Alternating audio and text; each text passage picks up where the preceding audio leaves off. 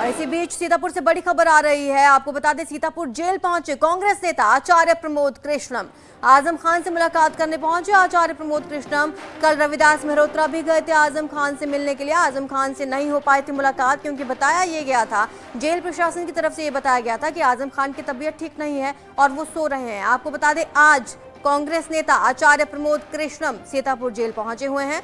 आजम खान से मुलाकात करने के लिए पहुंचे हैं। बड़ी खबर इस वक्त की आपको बता रहे हैं, लगातार सियासत तेज हो गई है। इससे पहले शिवपाल यादव भी पहुंचे थे आजम खान से मिलने के लिए सीतापुर जेल। उसके बाद समाजवादी पार्टी के एक डेलीगेशन पहुंचा था, लेकिन आजम खान से मुलाकात नहीं हो पाई।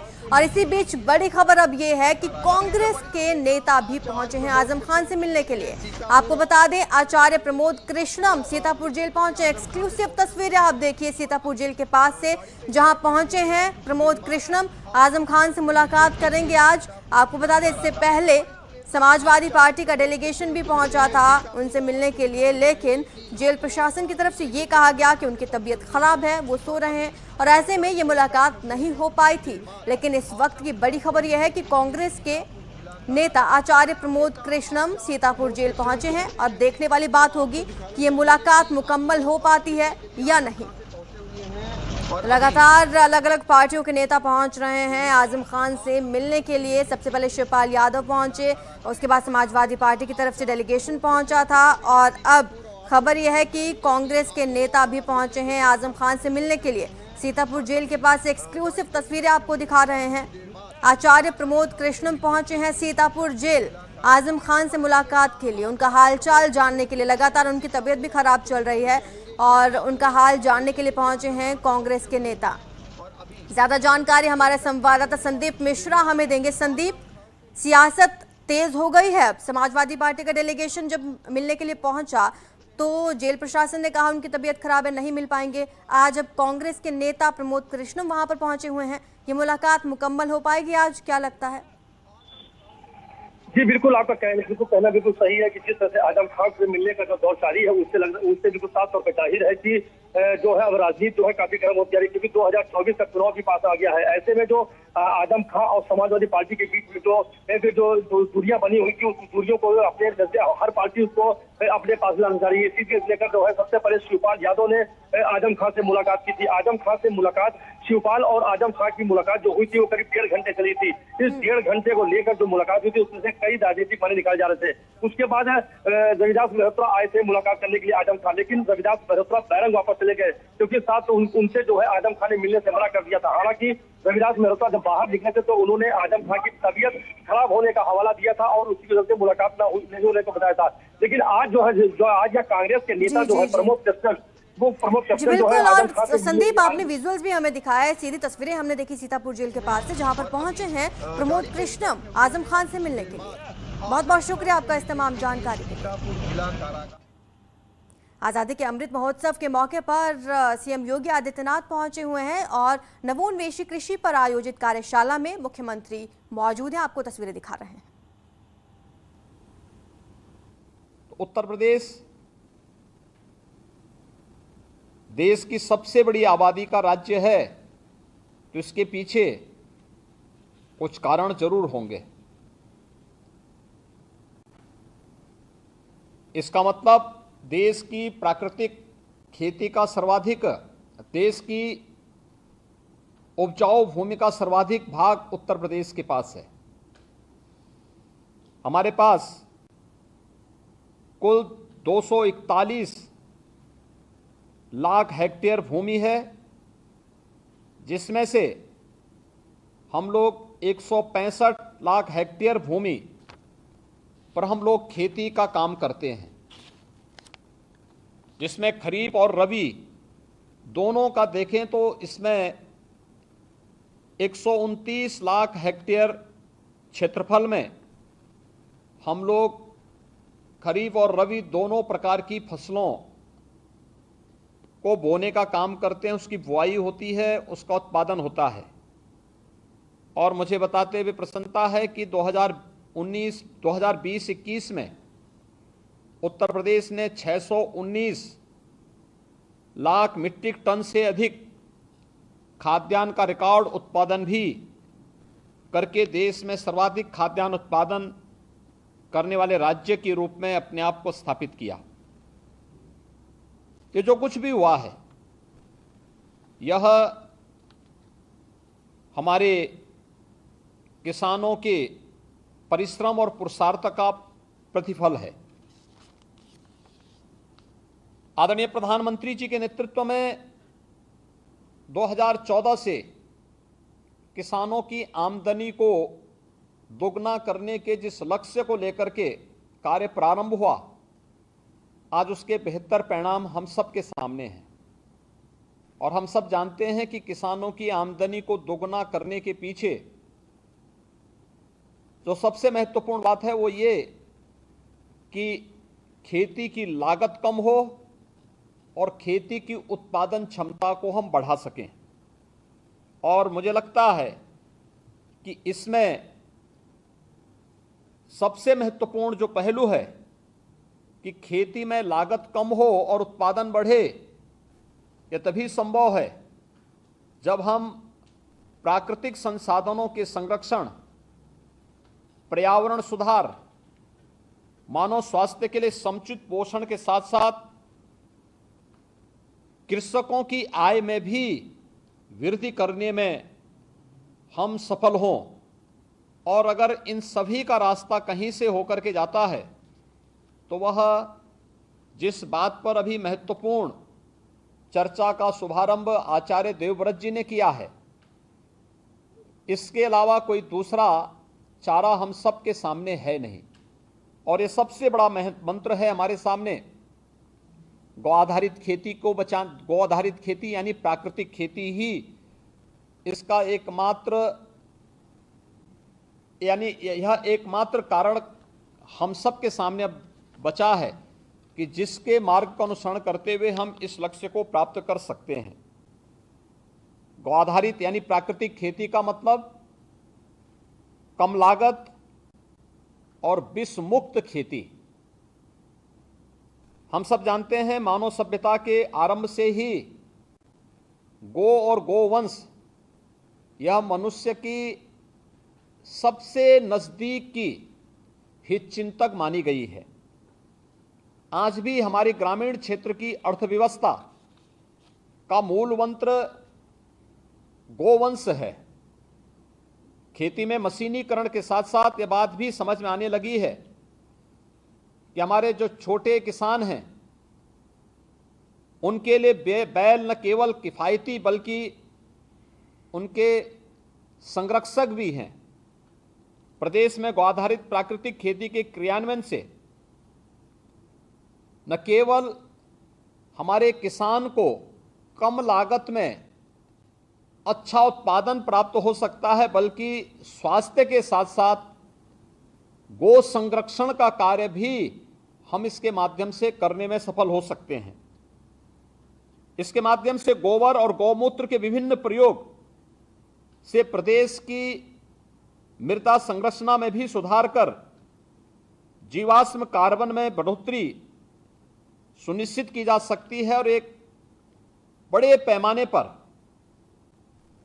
जो धनराशि हम लोग उर्वरकों के पेस्टिसाइड के आयात करने में खर्च करते हैं उसकी बचत भी हम लोग कर सकते हैं। इसमें बहुत सारे कारण हैं और जिन कारणों को हम आगे बढ़ा सकते हैं, खासतौर पर हम आभारी हैं प्रधानमंत्री मोदी जी के और मैं धन्यवाद दूंगा माननीय कृषि मंत्री जी को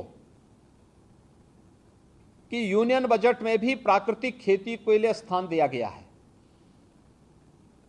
और मुझे बताते हुए प्रसन्नता है कि हम लोगों ने 2020 में जब प्रधानमंत्री जी की प्रेरणा से उत्तर प्रदेश में नमामि गंगे यात्रा हम लोगों ने निकाली थी। नमामि गंगे यात्रा के तत्काल बाद हम लोगों ने उत्तर प्रदेश में एक विशेष कार्यशाला का आयोजन किया था जिसमें हमारे 700 से अधिक प्राकृतिक खेती से जुड़े हुए ट्रेनर ने भाग लिया था। पूरे प्रदेश भर से सभी लोग आए थे जिन्होंने प्राकृतिक खेती के बारे में आचार्य देवव्रत जी के ही मार्गदर्शन में ये विशेष प्रशिक्षण लिया था। और आज मुझे बताते हुए प्रसन्नता है कि उत्तर प्रदेश के अंदर एक बड़े भूभाग में हम लोग प्राकृतिक खेती को आगे बढ़ा रहे हैं और उसके बहुत अच्छे चमत्कारिक परिणाम भी हम सबके सामने देखने को मिले हैं।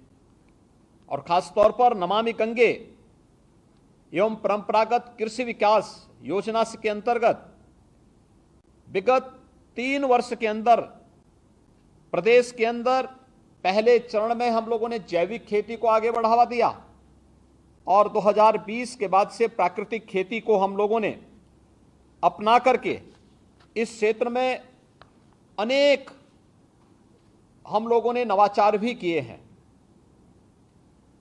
मुझे बताते हुए प्रसन्नता है कि प्राकृतिक खेती से जो खाद्यान्न उत्पादन हो रहा है, आज हम लोगों ने हर 18 हमारे पास कमिश्नरी हैं। पहले चरण में हम लोग सभी 18 कमिश्नरी स्तर पर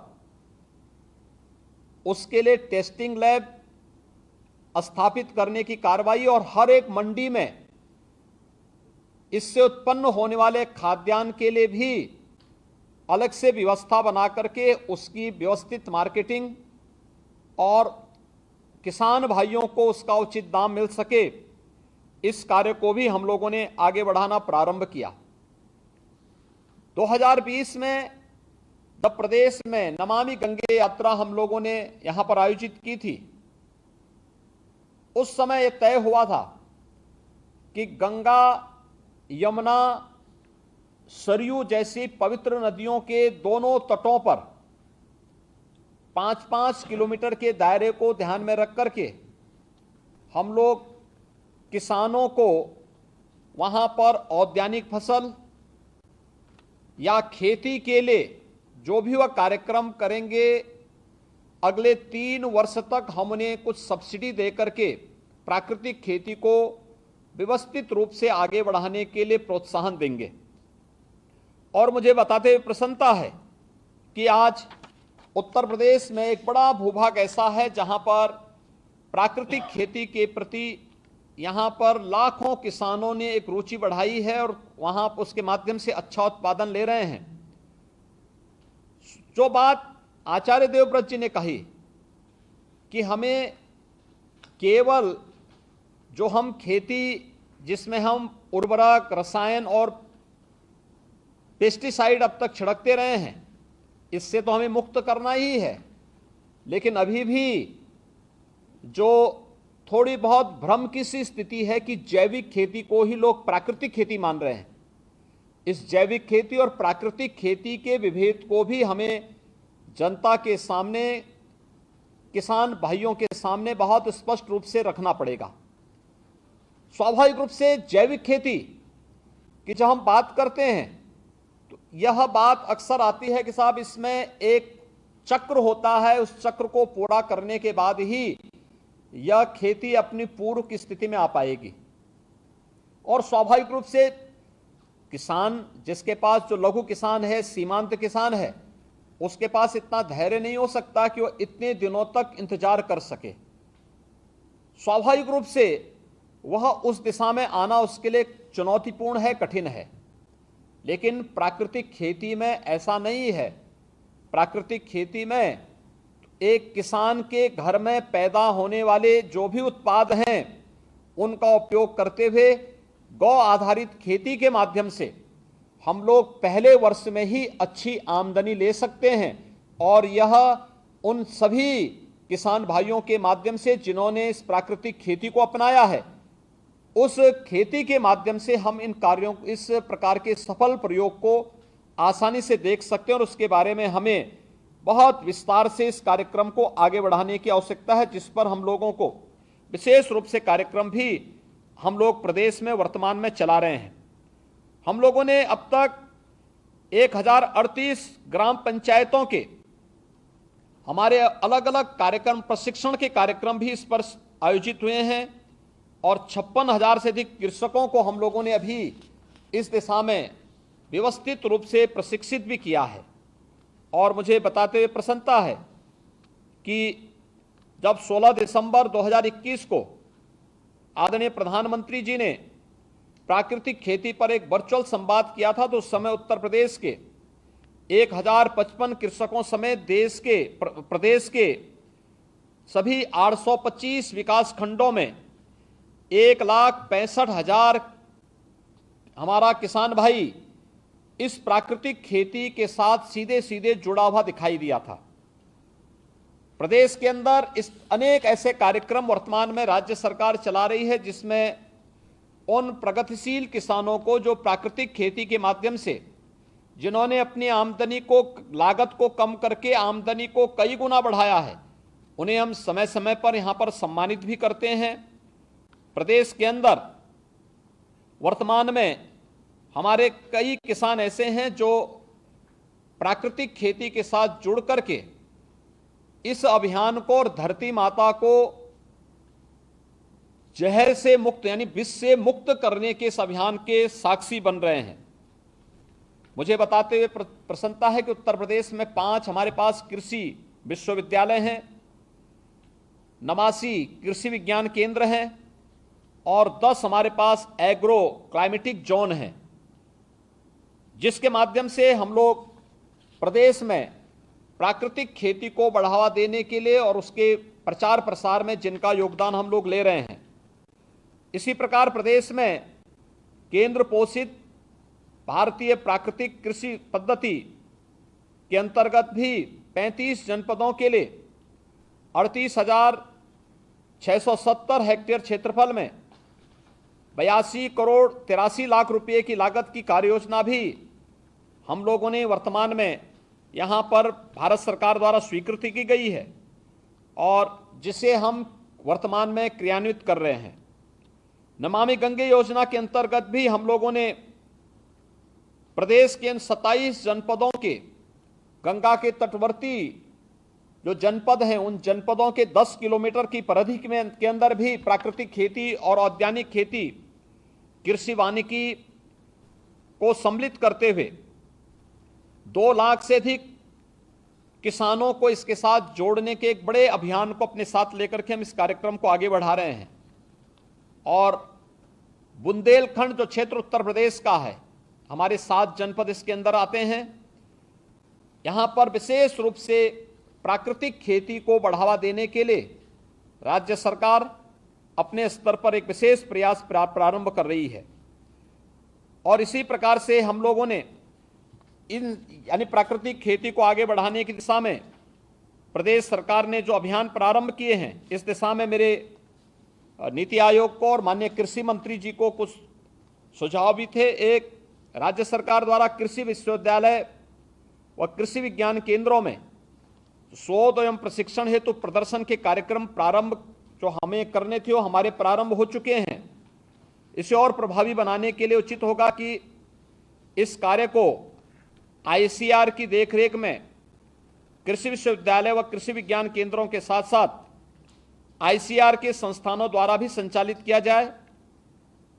इस समन्वित कार्यक्रम से प्रदेश के विभिन्न एग्रो क्लाइमेटिक जोन के लिए उपयुक्त फसलों व उनकी प्रजातियों का चिन्हीकरण भी हो सकेगा और जिन्हें हम कृषकों द्वारा अपनाने से योजनाओं को सफलतापूर्वक भी हम इसे क्रियान्वित कर पाएंगे। दूसरा है परंपरागत कृषि विकास योजना के अंतर्गत जैविक खेती के लिए 50,000 रुपये प्रति हेक्टेयर का प्रावधान है, जिसमें से कृषकों का प्रोत्साहन 31,000 रुपये प्रति हेक्टेयर 3 वर्षों के लिए अनुमन्य है। परंतु भारतीय प्राकृतिक खेती पद्धति के दिशा निर्देशों में जो प्राकृतिक खेती है, इसके लिए मात्र 21,000 रुपये प्रति हेक्टेयर का ही प्रावधान रखा गया है, जिसमें कृषकों का प्रोत्साहन के रूप में मात्र 2,000 रुपये प्रति हेक्टेयर 3 वर्ष के लिए अनुमन्य है। मेरा अनुरोध है कि इस योजना के अंतर्गत भी कृषकों के लिए प्रोत्साहन की धनराशि को बढ़ाकर 31,000 रुपये प्रति हेक्टेयर 3 वर्षों के लिए पीकेवीवाई के समतुल्य किया जाना उचित प्रतीत होता है। जैविक खेती या प्राकृतिक खेती से जुड़े कृषकों के लिए सबसे बड़ी चुनौती उनके उत्पाद का मूल्य संवर्धन और विपणन है।